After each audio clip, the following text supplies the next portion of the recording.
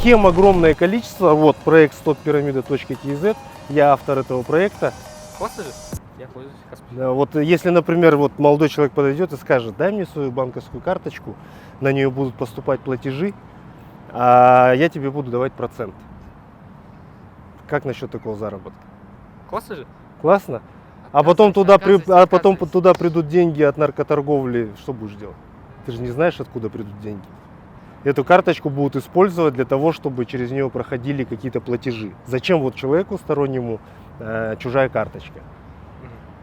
Они берут, переводят на эту карту, например, либо деньги за наркоторговлю, либо деньги, которые украдены от интернет-мошенничества, и прогоняют ее транзитом через несколько карт и за границу она уходит.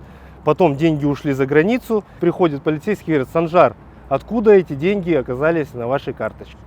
Санжар не может объяснить и говорит: ко мне подошел на улице человек и предложил заработать. Что происходит потом? Потом через суд родители Санжара обязывают вернуть всю сумму, которая прошла через карточку, обратно оттуда, откуда они пришли. Вот, поэтому свои банковские карты лучше никому не давать, да, если предлагают, тем более, что там какие-то заработки. Это раз. Второе, если, например, поступает звонок, у всех же есть мобильный телефон, да? Поступает звонок, и истеричным голосом кто-то говорит: Санжар, срочно, нужны деньги. Это, например, твой брат там, или представляется твоим братом, сестрой или кем-то, и истерика там. Что нужно сделать? Не знаю.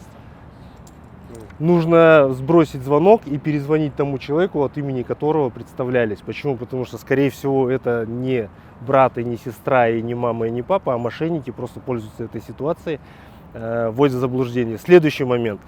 Поступает звонок, и человек в форме говорит: Санжар, мы должны провести видеообыск у тебя дома, потому что твои родители подозреваются в совершении преступления, они не задекларировали какие-то доходы, включай смартфон, покажи, что есть в шкафах. Мы полицейские, вот наше удостоверение. Что нужно сделать?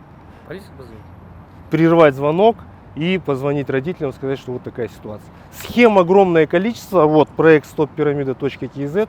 Я автор этого проекта. Там очень много для, в том числе, молодых ребят. У нас отдельно есть родителям на заметку по детской и финансовой грамотности. TZ на регулярной основе начинает вести рубрику «Детская финансовая безопасность».